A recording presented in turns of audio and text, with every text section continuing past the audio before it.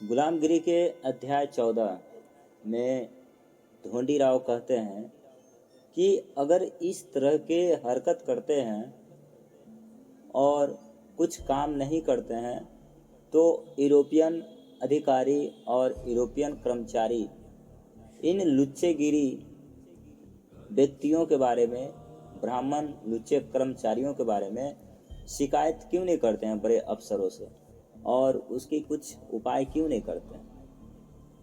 ज्योतिराव कहते हैं कि इन अधिकारियों को इन निकम्मी और लुच्चे गिरी के कारण इनके टेबल पर इतने कामकाज पड़े रहते हैं, इतने कागजात पड़े रहते हैं कि उस पर उनको दस्तखत करते करते नाक में दम निकल जाती है।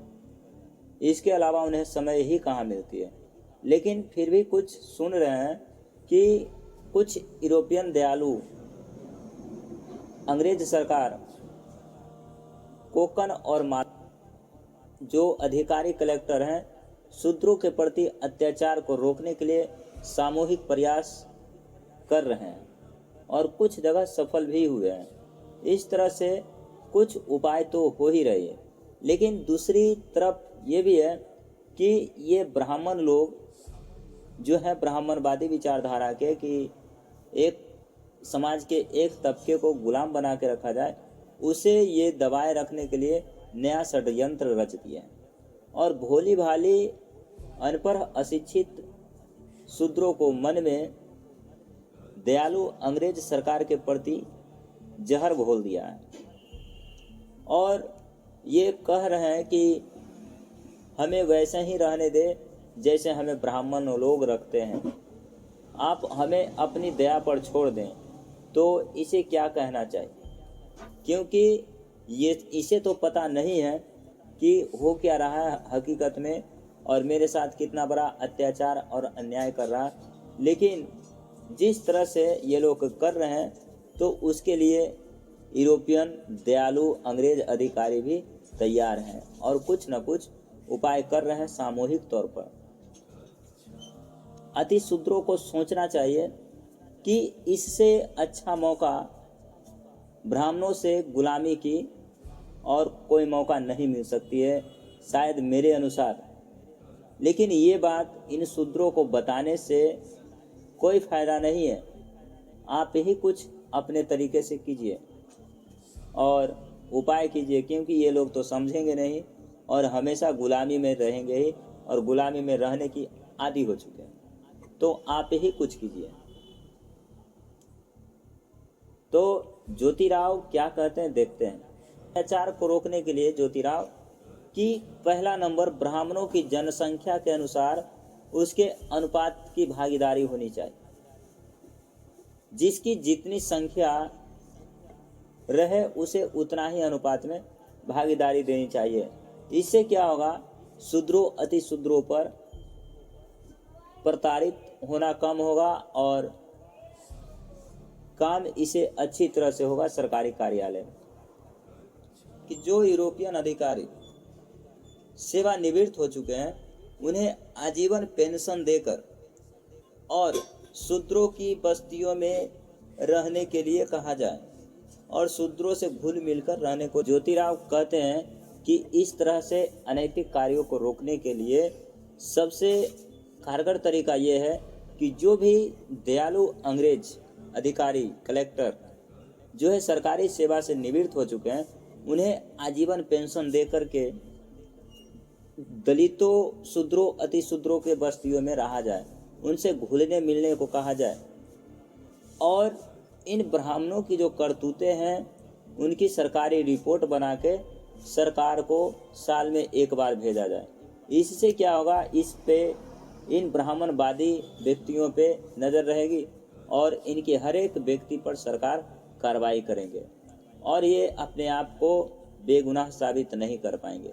ऐसा करना चाहिए, तब जाकर कुछ हद तक सुधर सकती है, पता चल जाएगी और सरकार इसके प्रति सजग हो जाएंगे और शूद्रों अति शूद्रों को भलाई होगी, जीवन स्तर ऊंचा होगा। ढोंडीराव कहते हैं कि आप बचपन में जो अखाड़े में खेल रहे थे, कुश्ती कर रहे थे, निशानेबाजी दाग रहे थे और आप क्यों कर रहे थे? इसका प्रयोजन क्या था? अपने दयालु अंग्रेज सरकार को मार भगाने के लिए। ऐसी दुष्ट बातें आपने कहां से सीखी? तब ज्योतिराव जवाब में बहुत बेहतर तरीके से और बहुत सुलझे हुए विचार देते हैं और पढ़े लिखे और सुलझे हुए ब्राह्मण कहते हैं कि हमारे अपनों के बीच जो है दूरियां बढ़ गई है और इस बिखराव के कारण हमारी सत्ता हमारे देशवासियों से हट के विदेशियों के हाथों में चली गई है।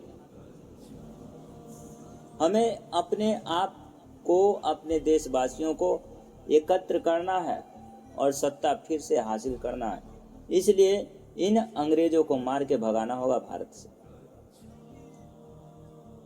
ऐसी बातें ज्योतिराव बचपन में सोचते थे और कहते थे और उसके लिए ये तैयारी भी करते थे। लेकिन जैसे जैसे इनकी शिक्षा दीक्षा हुई और जैसे जैसे इनकी सोचने की शक्ति प्रबल होते गई, बढ़ते गई, उस तरह से इनकी चिंतन शक्ति और मजबूत होते गई। सच को सच और गलत को गलत देखने की सूक्ष्म से सूक्ष्म दृष्टि और सूक्ष्म से सूक्ष्म चिंतन शक्ति इनको बढ़ी और किस प्रकार से अपनों और परायों में भेद करते हैं ये बताते हुए लिखते हैं कि मैं बचपन में मूर्खतापूर्ण आचरण करता था, लेकिन हमें बाद में इन ब्राह्मणों की धर्म की आड़ में मलहम पट्टी की बातें समझ में आई कि ये धर्म जो है इसकी, ये धर्म नहीं, ये इसकी धंधा है और इस धर्म की आड़ में ये लोग अपना काम करते हैं। ये समझते हैं कि अब हमें हराम की रोटी तोड़ने को नहीं मिल रहा, हमें काम करना पड़ रहा है और मेहनत करना पड़ रहा इन अंग्रेजों को वजह से। तो इन अंग्रेजों को ही मार के भगाया जाए यहाँ से।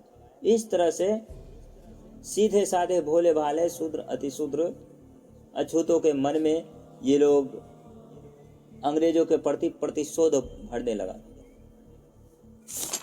ये राष्ट्र भक्ति और देशाभिमान की बातें करते हैं, तो ये देशाभिमान भी ये लोग यूनानियों से सीखा, नहीं तो इसे देशाभिमान की बातें ये ग्रीक, यूनानी और अंग्रेजों से सीखा। इसे कुछ पता बता नहीं है कि देशाभिमान क्या होता है, इसका अर्थ क्या होता है। घृणा नहीं करता है, ऊंच नीच पक्षपात नहीं करता है, देश प्रेमी और अपने देश के प्रति सजग रहता है, अपने देश के नाम को ऊंचा करने के लिए, अपने देश की शक्ति को बढ़ाने के लिए उसे राष्ट्रभक्त कहा जाता है। कहते हैं कि धोंडीराव, ये तुम समझ लेना कि ये अंग्रेज सदा सदा हमारे साथ नहीं देंगे और सदा सदा के लिए हमें ये भारत में नहीं रहेंगे। कहते हैं कि धोंडीराव, अधिक भरोसा किसी पे नहीं करना चाहिए, ना ये अंग्रेज हमेशा के लिए भारत में रहेंगे और ना ये अंग्रेज हमेशा के लिए हमारे साथ देंगे।